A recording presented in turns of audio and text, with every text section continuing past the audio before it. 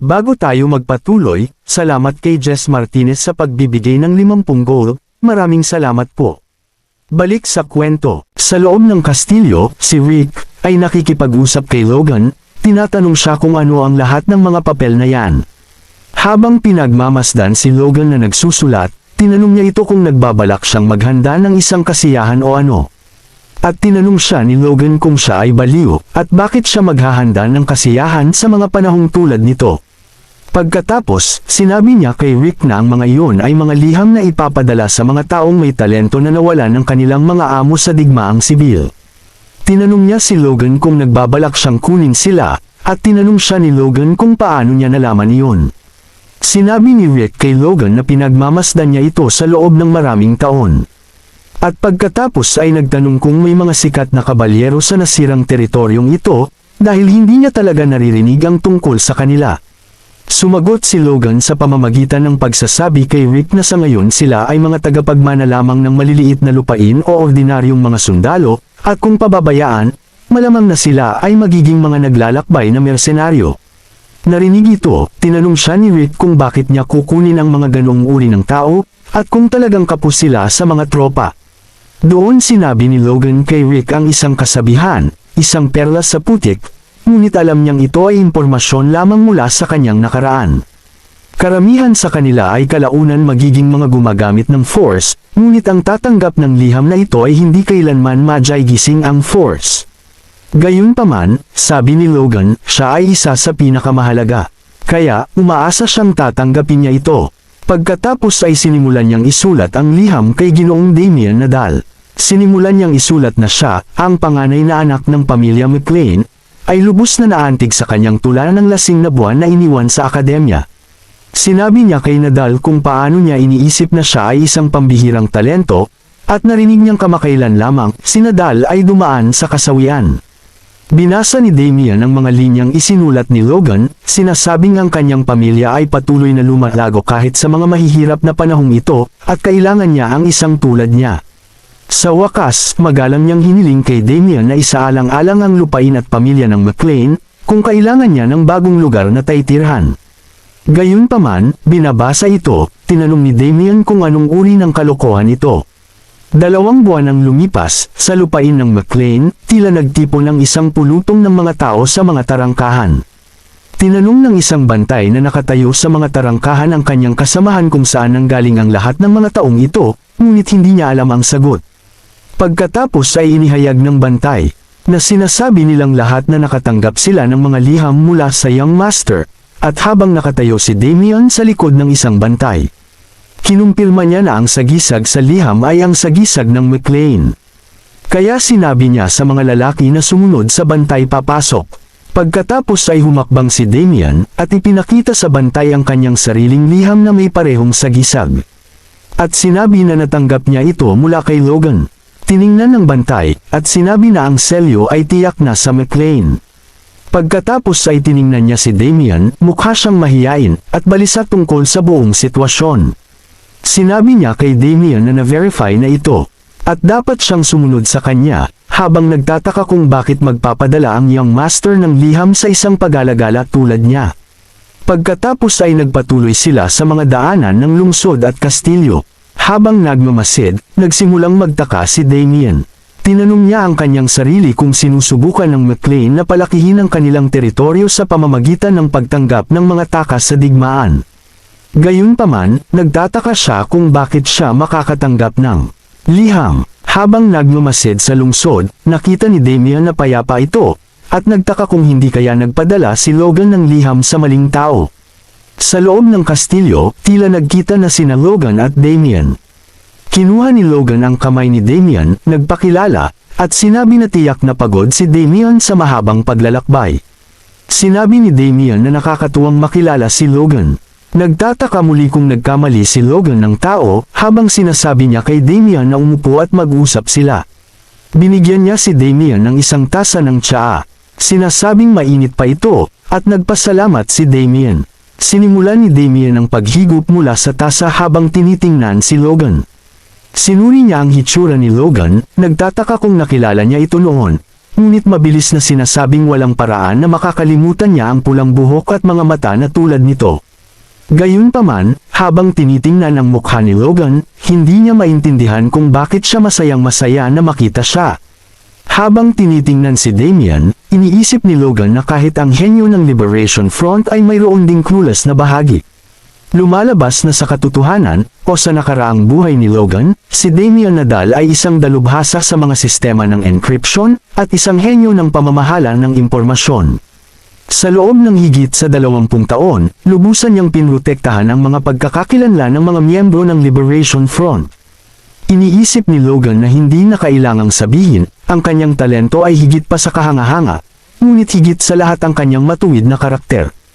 Ang nagpapaganda sa kanya bilang isang kaalyado. Kahit na matapos mawala ang kanyang buong pamilya sa digmaang sibil, nakipaglaban siya ng mga dekada para sa kinabukasan ng naghihirap na bansang ito. Iniisip ni Logan na kung mapapanaluhan niya ang puso ni Damian, siya ay isang taong mapagkakatiwalaan niya ng walang pasubali. Pagkatapos ay sinimula ni Logan ang pakikipag-usap kay Damian, sinasabing narinig niyang nagtapos si Damian sa kagawaran ng pampublikong administrasyon ng akademya. Pagkatapos ay tinanong niya si Damian kung gusto niyang magsimula bilang isang katulong sa kanilang punong tagapangasiwa, sinasabi sa kanya na kung mapatunayan niya ang kanyang kakayahan, maaari niyang pangasiwaan ang isang buong departamento para sa one-to-one assistance. Isang buong lungsod balang araw, na ikinagulat ni Damian. Tinanong ni Damian si Logan kung bakit siya gagawa ng ganoong kalayo para sa isang tulad niya, at tinanong siya ni Logan kung hindi niya ito alam, kung saan sumagot si Damian na hindi niya alam. Sinabi ni Logan kay Damian na tulad ng nabanggit niya sa liham, tunay siyang naantig sa kanyang tula. Sinabi niya kay Damian na dahil may talento siya sa tula, naiintindihan niya ang konteksto at naipapahayag ang mga bagay ng maikli, na isang mahusay na kasanayan na makakatulong din sa pamamahala at administrasyon, gayunpaman muli, iniisip ni Damian na ito ay kalokohan. Habang magandang umiinom si Logan mula sa kanyang tasa ng tsaa na may nakataas na maliit na daliri, tulad ng karaniwang ginagawa ng mga maharlikang Ingles, si Logan mismo ay umamin din na ang sinabi niya ay kalokohan, ngunit kailangan niyang tiyakin na makukuha niya si Damian anuman ang mangyari. Iniisip niya na marahil hindi ngayon, kung kailan sila ay maliit na teritoryo lamang, ngunit balang araw, kapag ang McLean ay naging higit pa sa isang marangal na pamilya, si Damian ay magiging isang mahusay na asset bilang isang tagapamahala ng impormasyon, kahit na hindi ito ang kanyang espesyalidad. Sa ngayon, kailangan niyang tiisin ang papel ng isang tagapangasiwa. Isang linggo ang lumipas, nag-uusap sina Dwayne at Logan, at may maliwanag na mukha, sinabi niya kay Logan na kamangha-mangha ang batang ito. Itinuro niya ang kanyang daliri kay Philip, hinawakan siya sa balikat, at sinabi kay Logan na siya at si Damian ay nagawang magawa ang trabaho ng higit sa 10 taon ng mag-isa, at tinanong si Logan kung saan niya nakuha ang mga batang ito. Hindi makapaniwala si Logan na ito ay talagang angkop kay Damian. Sinabi ni Logan kay Dwayne na ito ay mahusay, at tiyaking tulungan si Damian na makapag-adjust ng maayos, at sinabi ni Dwayne sa kanya na wala siyang ibang pagpipilian kundi gawin ito. Pagkatapos ay sinimula ni Dwayne ang pagdadala ng ibang bagay sa atensyon ni Logan.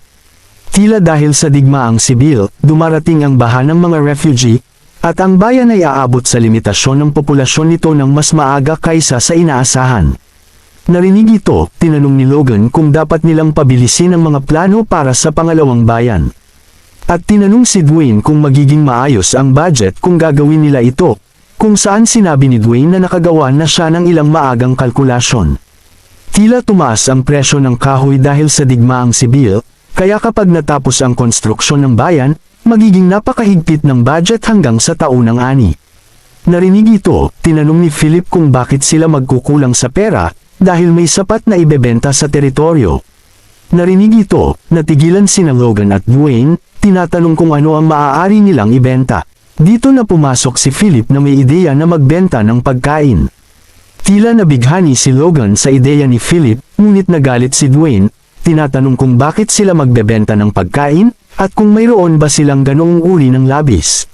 Sinabi ni Philip na dapat nilang gawin yun upang maghanda para sa digmaan sa Bifrost, dahil hindi nila ibinenta ang labis na pagkain noon.